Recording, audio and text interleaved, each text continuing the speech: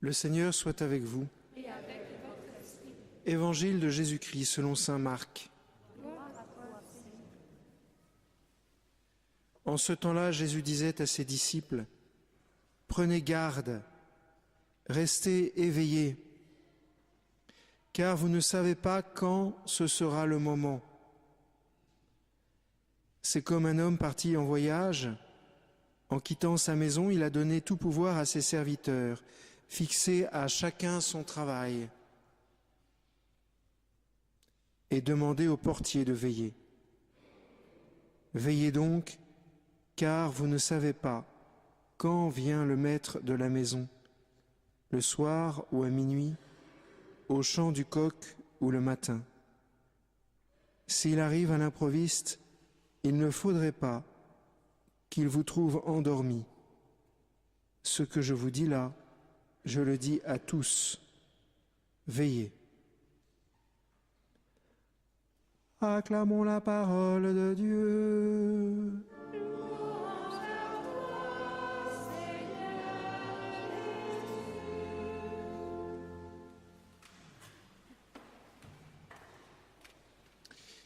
Il faut reconnaître, chers frères et sœurs, que le Seigneur ne nous rend pas les choses faciles, apparemment. Parce que ne pas savoir quand il reviendra, c'est moins facile que de savoir quand il viendra. Si je sais quand il viendra, je peux me préparer, je peux faire attention.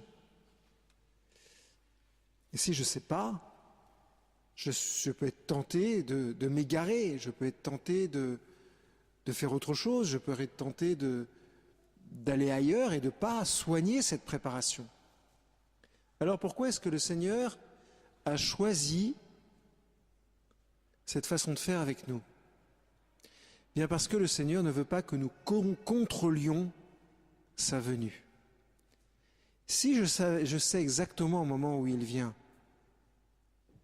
je suis dans le contrôle de sa venue. Et si je suis dans le contrôle de sa venue, c'est encore moi qui suis devant le Seigneur. La Sainte Vierge ne savait pas si elle recevrait un jour la visite du Seigneur à l'Annonciation. La Sainte Vierge était Immaculée Conception, mais elle ne connaissait pas le programme. Ça n'a pas empêché d'accomplir l'œuvre de Dieu. À l'inverse, si nous ne savons pas quand Jésus vient, nous sommes obligés de faire un effort, de nous décaler. Nous sommes obligés d'appeler le Seigneur pour que le Seigneur nous aide à être prêts. Sinon, nous allons faire nos affaires et nous endormir. Dans quoi est-ce qu'on s'endort? Dans toutes les facilités qui entourent nos vies. Pour certains, ce sont les facilités matérielles. Pour d'autres, ce sont des facilités spirituelles. Parce qu'on peut même s'endormir dans la vie spirituelle. En cherchant absolument les émotions spirituelles.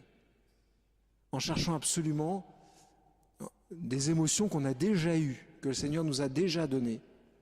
En recherchant les choses ressenties, plus que l'amour vrai de Dieu. C'est un grand danger. On peut s'endormir. C'est ça, au fond, la vraie routine. La vraie routine, qui est néfaste pour le cœur de l'homme, c'est de dormir, spirituellement. À quoi bon aimer? À quoi bon prier? À quoi bon lire l'Écriture? Puisque de toutes les façons, je ne sais pas quand le Seigneur Jésus viendra. Et que de toutes les façons, il est miséricordieux et qu'il me pardonnera. Et je me suis confessé il y a 15 jours au Père machin chouette. C'est pas ce que le Seigneur veut. Ce que le Seigneur veut, c'est qu'on l'attende maintenant. C'est qu'on soit prêt. Il faut qu'on veille. Et veiller n'est pas forcément prier, c'est aussi prier, mais pas forcément. Veiller,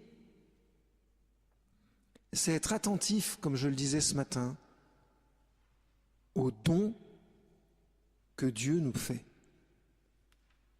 à savoir le don du baptême et tous les autres charismes. Veiller, c'est poser des actes de foi. Veiller, c'est poser des actes d'espérance. Veiller, c'est poser des actes de charité. C'est ça, veiller. J'ai 3 semaines là pendant lesquelles le Seigneur va m'aider par sa grâce à poser des actes de charité, à poser des actes de foi, à poser des actes d'espérance. Par les actes d'espérance, nous aurons ce que nous voulons. C'est ce que le Seigneur nous dit par saint Paul. Espérer, l'espérance en Dieu ne déçoit jamais. Si vous espérez une plus grande piété, le Seigneur vous donnera une plus grande piété. Si vous espérez une plus grande intelligence, le Seigneur vous donnera une plus grande intelligence. Ce qui ne vous fera pas forcément gagner plus d'argent, mais ce qui vous aidera à comprendre les mystères de la création et les mystères de la vie divine. Ce qu'on espère, le Seigneur nous le donne en général. Et ensuite, comme on est content d'avoir vécu cette expérience incroyable, alors du coup, on va réespérer en Dieu. Et d'espérance en espérance, on va finir par devenir les saints que Dieu veut.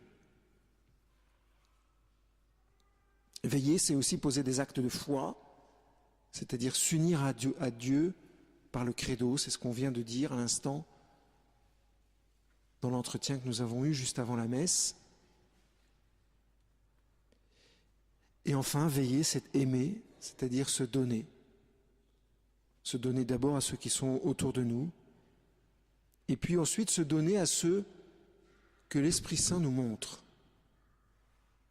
Celui qui marche avec l'Esprit Saint ne peut pas se tromper et ne peut pas s'endormir.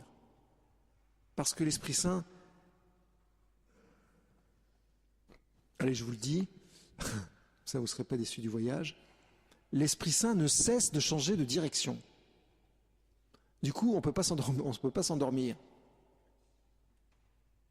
Une fois qu'on a l'impression d'être à peu près des gens comme il faut, l'Esprit Saint nous montre qu'il attend davantage de nous. Et ça, jusqu'au dernier souffle. La vie du chrétien, vous voyez, c'est une vie tout le temps en mouvement. C'est une vie d'agité. Des mystiques disent que c'est une vie de fou. C'est-à-dire une vie qui ne se contente pas de la raison selon le cœur de l'homme, mais qui se contente du mouvement de l'amour de Dieu. Demandons cette grâce au début de l'Avent, de suivre l'Esprit Saint pour qu'il nous mène à la vérité tout entière et que nous puissions être renouvelés dans la présence du Seigneur Jésus. Amen.